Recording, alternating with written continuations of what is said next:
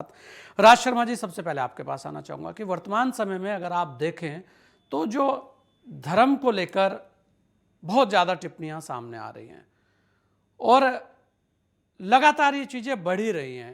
पहले तो ये होता था कि चलिए नेताओं पर टिप्पणियां जिसे लेकर हर कोई आहत भी था, ये कहा जा रहा था कि ये किस तरह से किस दिशा में हमारी राजनीति जा रही है, वो तो चल ही रहा था।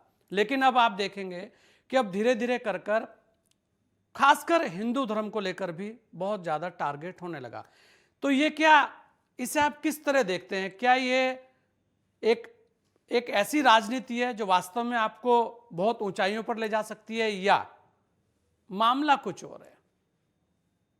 मैं एक बात ज़रूर कहना चाहूँगा आपके चैनल के माध्यम से कि इस देश की विडंबना, सबसे बड़ी विडंबना ये है कि जो हिंदू धर्म के खिलाफ बोल रहा है, वो हिंदू ही बोल रहा है और किसी भी दूसरे धर्म का व्यक्ति हिंदू धर्म के खिलाफ नहीं बोल रहा है। अगर आप मेरी व्यक्तिगत रूप से पूछें कि मेरी व्यक्तिगत राय क्या है और मेरी व्यक्तिगत सोच क्या है, तो मैं ये कहना चाहता हूँ कि बिहार के शिक्षा मंत्री हों, चाहे समाजवादी पार्टी के एमएलसी स्वामी प्रसाद मौर्य जी हों, क्या इन लोगों को ऐसे बयान इस समय देने चाहिए?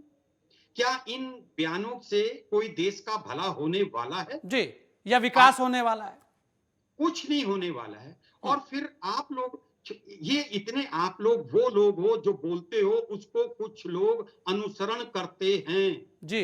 इसलिए मेरा ये उनसे एक चीज कहना होता है कि आप सोचकर बोलिए, बोलकर मत सोचिए कि बोलने के बाद आप सोचे कि क्या कर दिया। पहले सोचिए इससे आपके देश या प्रदेश या हमारे भारतवर्ष की जनता को क्या संदेश दे रहे हैं आप। आप अपने ही धर्म को कटाक्ष कर रहे हैं, ये तो गलत बात है। रामचरितमानस के लिए आप बोलने वाले, आप अपनी क्या तारीफ चाहते हैं? आप चाहते हैं सिर्फ हम टीवी में चर्चा में बने रहे और हम्म, चर्चा चलती रहे बेकार के बयान देके।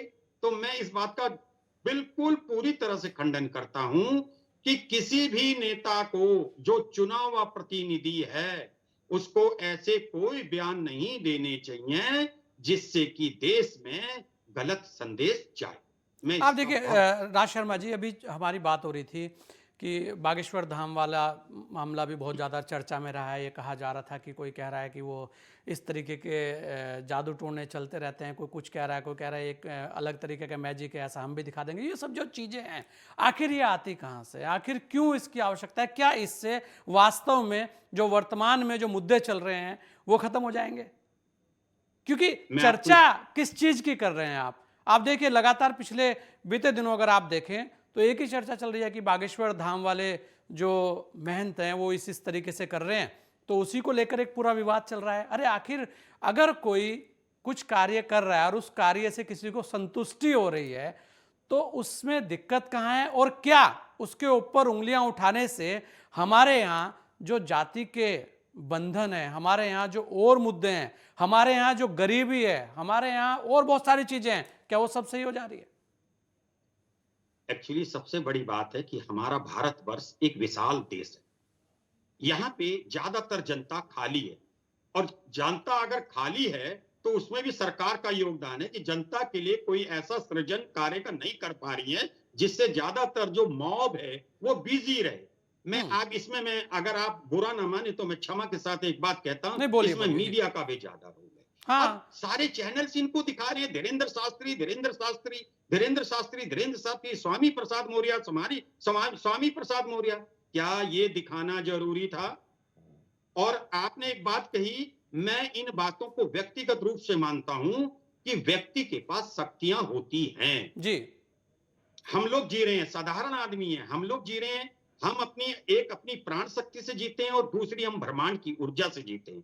जब दोनों शक्तियों को जो इंसान सही से इस्तेमाल करना सीख जाता है उसके पास ये शक्तियां होती हैं। मेरी मेरी नॉलेज में बहुत से लोग हैं जो भूत प्रेत को, जिनके सामने आदमी बैठता है भूत प्रेत बोलने लगता है।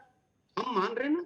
लेकिन हमारे भारतवर्ष में क्या है, हम अपने देश के लिए प्रोडक्टिव लोग नहीं है।